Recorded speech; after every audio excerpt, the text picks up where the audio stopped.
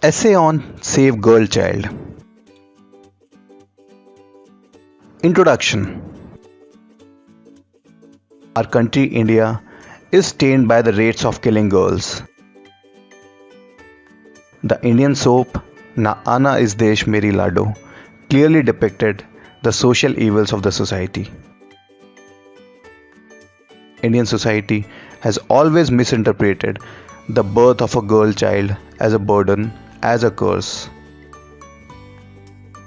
Even in our society, when someone elder generally blesses a mother or a woman,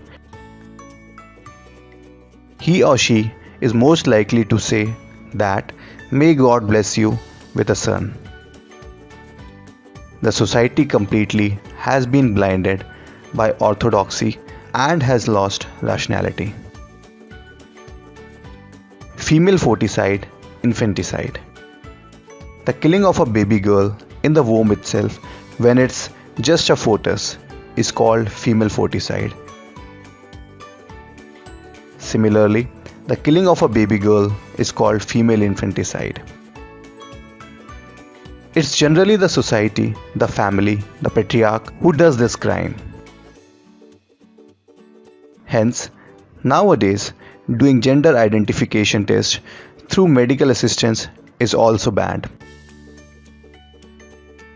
But in the lands where people see girls as curses, such practices continues to exist. Kerala has the highest sex ratio out of all states, while Haryana had the least as per the last census. Haryana government though claims to have become better with initiatives, still these statistical countings are just a number. There's more trauma than this to the real picture. Prejudice against the girl in society. Women are always referred to as the weaker sex.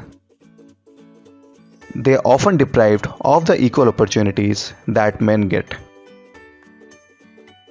They are often locked in the domestic space, and that leads to their illiteracy, inefficiency, financial dependency, etc.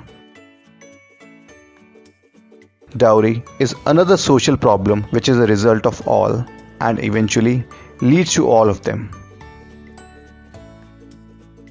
Girls are expected to be meek, quiet, and humble, though doesn't matter how the world treats them. How the world ridicules their existence and even justifies that by saying that women are curses anyway and social burdens. Women empowerment. Women don't need the tag that we are mothers, sisters, daughters to get themselves empowerment.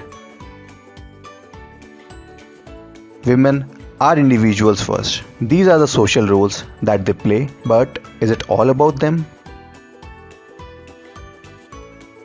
Are not they worthy of living without being called daughters, sisters, and mothers? These ideas are more disempowering, I believe. What could redeem women of their lives in education, exposure, and fearlessness? Well, fearlessness comes from power, and power comes from knowledge, education, financial independence. Women need to work harder to fight for their voices, etc. It's easy to kill them. It takes nothing but a monstrosity. But it's empowering them to take it. Guts, energy, humanity, everything. Conclusion of the essay. India is one of the worst countries for women. Women have always been sexually threatened, beaten down in rooms, shut, locked in domesticity, etc. Also, that's why killing them when they are babies doesn't hurt them. There is a need for society to change, for people to get out of their cages, live and let them live.